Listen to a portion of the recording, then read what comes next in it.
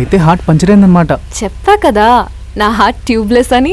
మరి ఎత్తుక్కుంటూ ఎందుకు వచ్చినట్టు? నీ షాప్ ఎక్కడుందో చూద్దామని, జస్ట్ చెక్ చేద్దామని. చెకప్ కి షాప్ అవసరం లేదు, ఎక్కడైనా సరే. అయితే కూర్చో.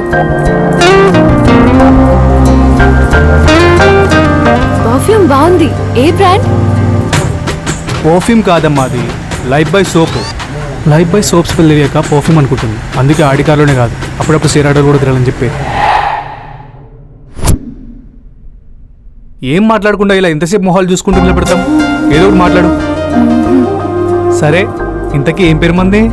దియా. నా పేరు విహారీ. అమ్మాయిలంటేనే కిరా వాకీ టాకీ, నాన్ స్టాప్ గా వాగుతూనే ఉంటారు. అలాంటిది ఇంత నిశ్శబ్దంగా ఉన్న అమ్మాయిని ఈ శతాబ్దంలో చూడలా. అసలు ఎందుకు వచ్చావు?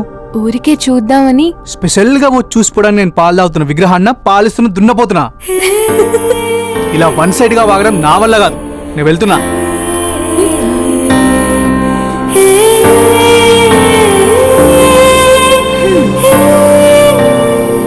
రాళ్ళు పనిముట్లు చూసి రాతి యుగ మనుషుల ఆలోచనలు అర్థం చేసుకోవచ్చు, కానీ ఈ యుగం అమ్మాయిలు అర్థం చేసుకోవడం చాలా కష్టం. ఈసారి కలవాలంటే క్లారిటీతో రా, లేకపోతే కలవకు. ఓకే?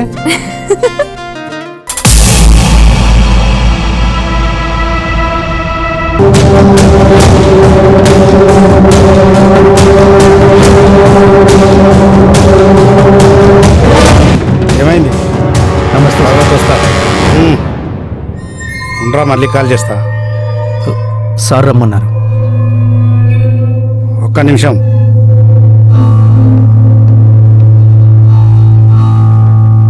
సార్, డేవిడ్ వచ్చాడు సార్. రమ్మను.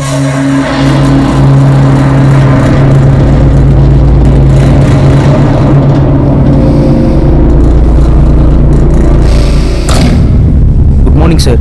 Good morning. ఏంటి సార్ ఈ స్మోక్ ఎఫెక్ట్?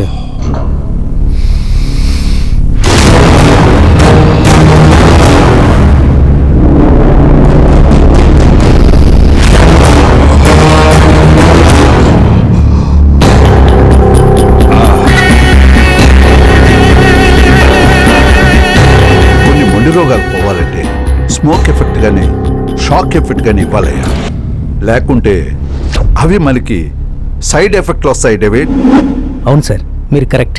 నేనెంత కరెక్ట్ కొన్నా ఒక్కడు నన్ను మోసం చేశాడయ్యా. మిమ్మల్ని మోసం చేశాడా?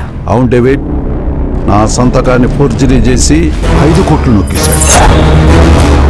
ఆ రాస్కెల్ ఎవరో మన ఇద్దరం కలిసి పట్టుకోవాలి. Okay sir.